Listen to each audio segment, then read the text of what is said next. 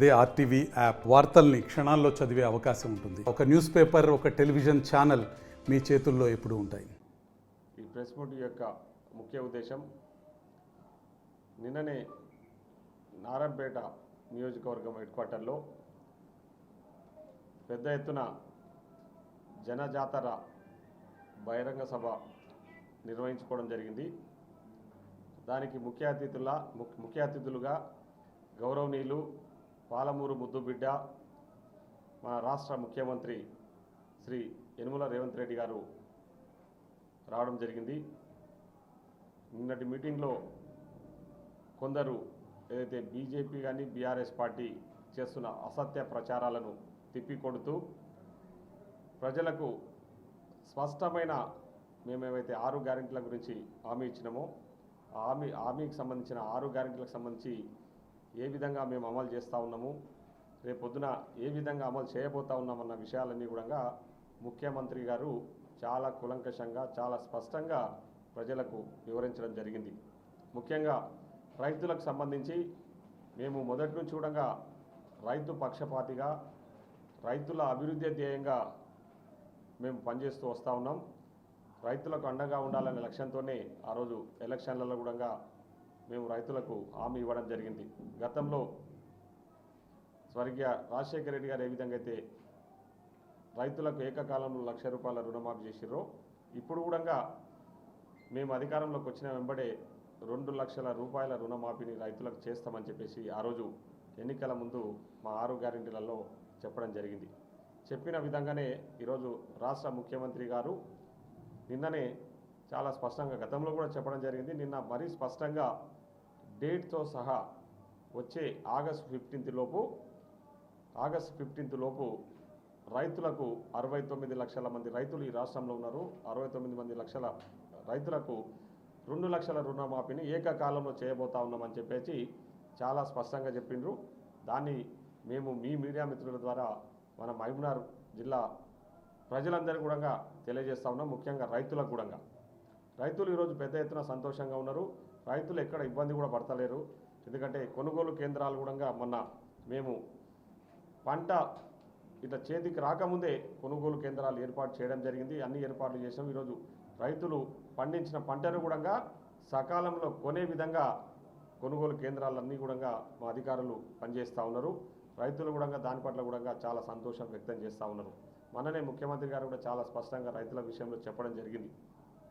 ఎక్కడైనా ధరల విషయంలో ఇబ్బంది గురి చేస్తే నా దృష్టికి తీసుకురండి, అధికారులకు కూడా ఆదేశించడం జరిగింది. సీరియస్గా వాళ్ళ మీద యాక్షన్ తీసుకోవడం జరుగుతుందని చెప్పి కూడా.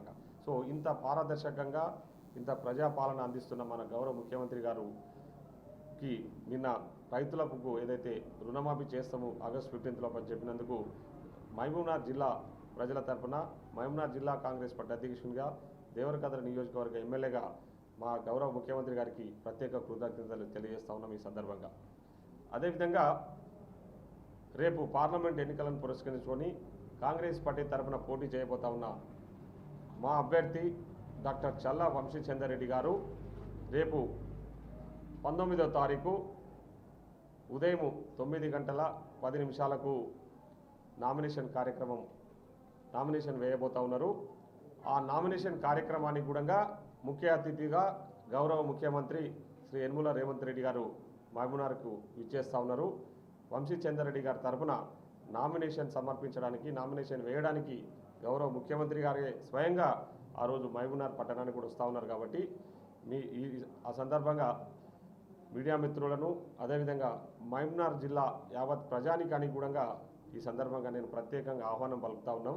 ఆ రోజు ఈ మన నామినేషన్ కార్యక్రమం 19వ తారీఖు జరగబోయే నామినేషన్ కార్యక్రమానికి గౌరవ ముఖ్యమంత్రి మన పాలమూరు ముద్దుబిడ్డ మన పాలమూరుకు వస్తూ ఉన్నారు. కాబట్టి పెద్ద ఎత్తున ఆ కార్యక్రమానికి తరలి రావాల్సిందిగా ప్రతి ఒక్కరిని కూడా కాంగ్రెస్ పార్టీ నాయకులను, కార్యకర్తలను, మహబూబ్నగర్ జిల్లా ప్రజలను మేము ఈ సందర్భంగా జిల్లా కాంగ్రెస్ పార్టీ తరఫున జిల్లా కాంగ్రెస్ పార్టీ అధ్యక్షునిగా ఆహ్వానం పలుకుతా ఉన్నామని చెప్పేసి సందర్భంగా తెలియజేస్తా ఉన్నాం. అదేవిస్తూ ఆ రోజు నామినేషన్ కార్యక్రమం తర్వాత తెలంగాణ చౌరస్తాలో కార్నర్ మీటింగ్ కూడా నిర్వహించబోతా ఉన్నాం.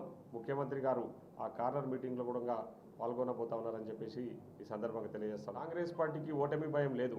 కాంగ్రెస్ పార్టీకి ఆల్రెడీ కాంగ్రెస్ పార్టీ గెలవబోతా ఉందని చెప్పేసి సర్వేలన్నీ కూడా పెద్ద ఎత్తున ప్రచారం చేస్తూ ఉన్నాయి. మనమందరం కూడా చూస్తూ ఉన్నాం. ముఖ్యమంత్రి రావడానికి ప్రధాన కారణం ముఖ్యమంత్రి గారు ఈ పాలమూరు ముద్దుబిడ్డ, పాలమూరు మీద ఉన్న అభిమానంతో పాలమూరుకు వస్తూ ఉన్నారు. సొంత ఊరికి రావడంలో ఎన్నిసార్లు వచ్చినా తప్పులేదు. కాబట్టి గతంలో మీరు చూసారు, కేసీఆర్ గారు 15 రోజులకు ఒకసారి, నెల రోజులకు ఒకసారి కరీంనగర్ పోతుండే. మరి ఆయన సంసారమే కరీంనగర్లో చేసిండు. ఆయన సొంత జిల్లాలనే ఉండకమే ఆడుంటున్నాడు ఫామ్ హౌస్ కట్టుకొని.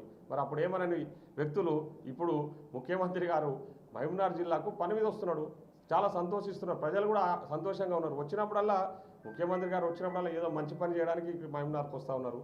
ప్రజలు హర్షిస్తూ ఉన్నారు, ప్రజలు స్వాగతం పలుకుతూ ఉన్నారు పెద్ద ఎత్తున సొంత జిల్లాకు.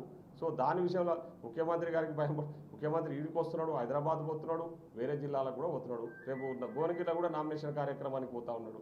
సో మాకు ఓటమి గురించి మాకు ఆలోచన లేదు, మాకు ఓటమి భయమే లేదు.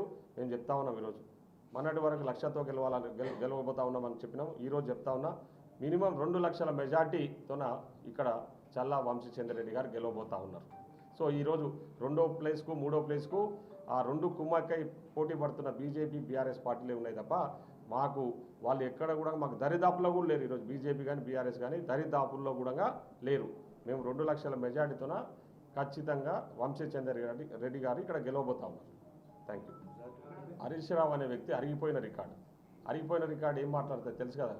అరిగిపోయినాక ఇప్పుడు ఆల్రెడీ ప్రజలు వాళ్ళని బండకేసి కొట్టి బుద్ధి చెప్పినా కూడా సిగ్గు లేకుండా చేసిన తప్పులు కప్పిపుచ్చుకోవడానికి ఈరోజు చూస్తూ ఉన్నారు. ఫోన్ ట్యాపింగ్ అని, కాళేశ్వరం ప్రాజెక్టు వ్యవహారాలు, వాళ్ళు చేసిన నేరాలు ఘోరాలు ఒకటి కాదు, 100 కోకొల్లలు రాష్ట్రాన్ని కొల్లగొట్టి ఈరోజు బిల్లారంగాలు మళ్ళా అడ్డగోలుగా మాట్లాడే ప్రయత్నం చేస్తారు. ఏదైనా మైక్ దొరికితే చాలు వాళ్ళు మాట్లాడడం తప్ప చేసేది ఏం లేదు.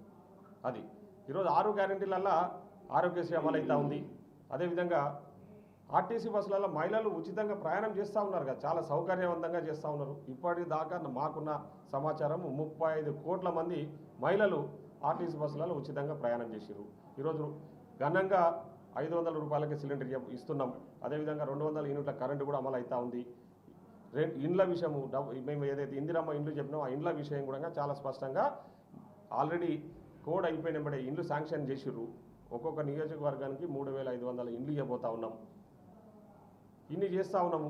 రైతుల రుణమాఫీ గురించి కూడా నిన్ననే ముఖ్యమంత్రి గారు గతంలో కూడా చెప్పడం జరిగింది. మేము చాలా స్పష్టంగా రైతులకు హామీ ఇవ్వడం జరిగింది, హామీ నెరవేరుస్తామని. నిన్న చాలా స్పష్టంగా డేట్తో సహా చెప్పిండు. ఆగస్టు 15 లోపు రైతులకు 2 లక్షల రుణమాఫీ కూడా చేయబోతా ఉన్నామని. మరి కళ్ళు లేని కబోదులు ఏదో బురద జల్లాలి, ఏదో బట్టగాల్చి మీదేయాలి. కాంగ్రెస్ పార్టీ మంచిగా చేస్తుంది, ప్రజలందరూ కూడా ఆదరిస్తున్నారు. ప్రజాపాలన ఈరోజు ప్రజలకు అందుబాటులో ముఖ్యమంత్రి ఎప్పుడు ఉంటున్నాడు. అవన్నీ తట్టుకోలేక మాకు వస్తున్న ఆదరణను, ముఖ్యమంత్రి గారికి వస్తున్న ఆదరణ, మన ముఖ్యమంత్రి గారు మీరు చూస్తున్నారు.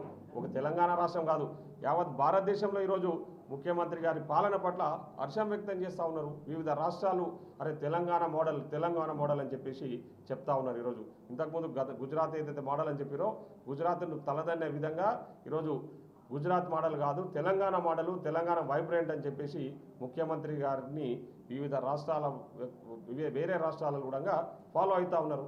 ఇవన్నీ తట్టుకోలేక ఈరోజు కళ్ళు లేని కపోతులు, దుర్మార్గులు, దోపిడీదారులు కూడా మా గురించి మాట్లాడితే ఎట్లా? ఇప్పుడు హరీష్ రావు అనే తోడు, అదేవిధంగా కేటీఆర్ అనే తోడు ఏం దోపిడీ చేశారు, ఏ విధంగా దుర్మార్గాలకు పాల్పడినట్టు, ఏ విధంగా ఈరోజు ఫోన్ ట్యాపింగ్లకు పాల్పడి పర్సనల్ లైఫ్లో ఉన్న వాళ్ళని కూడా బయటికి లాగే ప్రయత్నం చేసిరో వాళ్ళకి తెలుసు. సో అవన్నీ కప్పిపుచ్చుకోనికే ఈరోజు ఇన్ని గ్యారెంటీలు అమలు అవుతా ఉన్నాయి. ఇది ప్రజలంతా సంతోషంగా ఉన్నారు. ఎక్కడ కూడా ప్రజలు ఏమి ఇబ్బందులు లేరు. మేము వేడుకునే ప్రజలు మమ్మల్ని ఆదరిస్తూ ఉన్నారు. నేను యాజ్ ఎమ్మెల్యేగా ప్రతిరోజు నియోజకవర్గంలో తిరుగుతున్నా. ప్రజలు మమ్మల్ని అడుగుతా, మమ్మల్ని చాలా సంతోషంగా స్వాగతం పలుకుతూ ఉన్నారు. వాళ్ళు ఒకటే చెప్తా ఉన్నారు ఏంటంటే, అన్న మాకు పెన్షన్లు, రేషన్ కార్డులు కూడా సమయానికి ఇవ్వాలని చెప్పేసి. సో ఆల్రెడీ మేము దరఖాస్తులు తీసుకున్నాం. ప్రజాపాలన పెట్టి దరఖాస్తులు తీసుకొని ఆ దరఖాస్తులని స్క్రూటినీ చేసి ఆన్లైన్ చేసి పెట్టినాం. ఎలక్షన్స్ తర్వాత మిగతా విషయాలన్నీ కూడా చాలా స్పష్టంగా ప్రజలకు అందియబోతా ఉన్నాం. సో కాబట్టి దాంట్లో ఏమాత్రం సంశయం లేదు. ప్రజలంతా హ్యాపీగా ఉన్నారు. ప్రజలు మా పట్ల విశ్వాసం వ్యక్తం చేస్తూ ఉన్నారు. Thank you. మరిన్ని వీడియోస్ కోసం ఛానల్ ని సబ్స్క్రైబ్ చేయండి. లేటెస్ట్ అప్డేట్స్ కోసం వాట్సాప్ ఛానల్ ని ఫాలో చేయండి. అండ్ లింక్ డిస్క్రిప్షన్ లో ఉంది.